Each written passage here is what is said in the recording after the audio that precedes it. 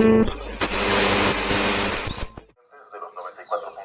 Voces de Ruiz FM. Bienvenidos a otro día más de información, programación y muy buena música. Con la dirección de don Leonel Rodríguez les acompaña Diego F. Recuerden, Voces de Ruiz, emisora orgullosamente comunitaria, emite su señal desde el municipio de Murillo, la perla del norte del Tolima, a una altura de 2.950 metros sobre el nivel del mar y un promedio en temperatura de 12 grados. Bienvenidos entonces a una emisión más. El 24 de octubre de 1872, Ramón María Arana, Clemente Cifuentes y Rafael Parra fundaron Murillo, un poblado enclavado a casi 3.000 metros sobre el nivel del mar a las faldas del Nevado del Ruiz. Su identidad se forjó en la mezcla de colonos paisas, boyacenses y tolimenses, quienes llegaron en la búsqueda de tierras fértiles para el café, la papa y el trigo. A solo kilómetros de distancia, en 1929, el norte del Tolima vivió en hechos sin precedentes en América Latina.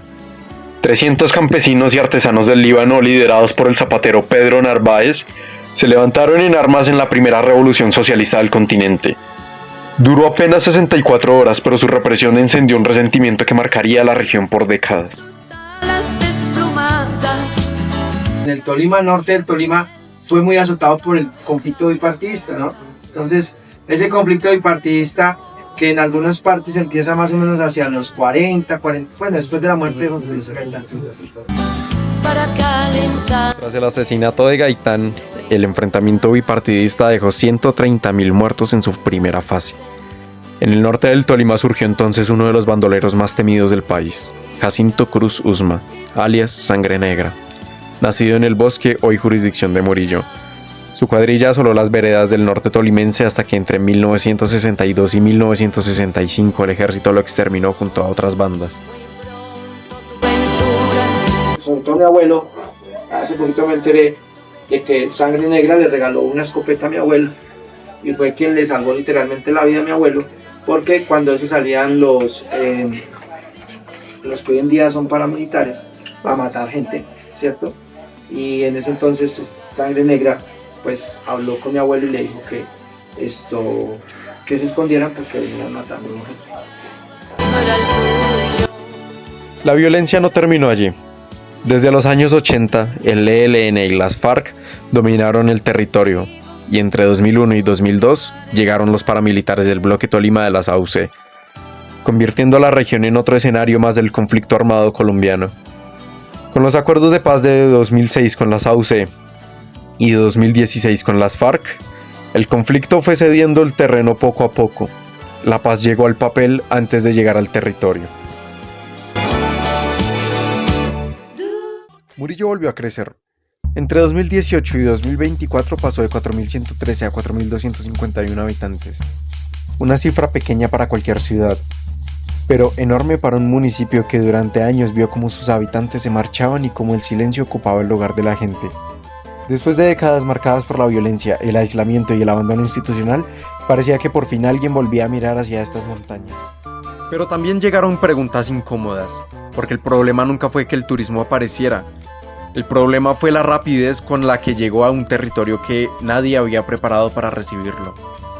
Mientras las redes sociales convertían a Murillo en una postal, el Estado seguía ausente en muchas de las necesidades básicas de la población. Y quien volvió la mirada fue el turismo.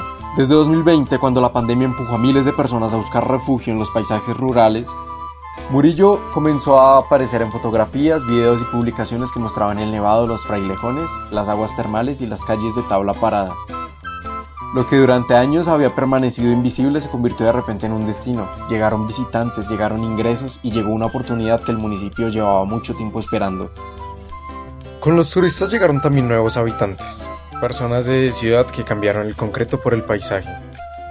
Una finca, una cabaña, un hostal, son los llamados neocampesinos.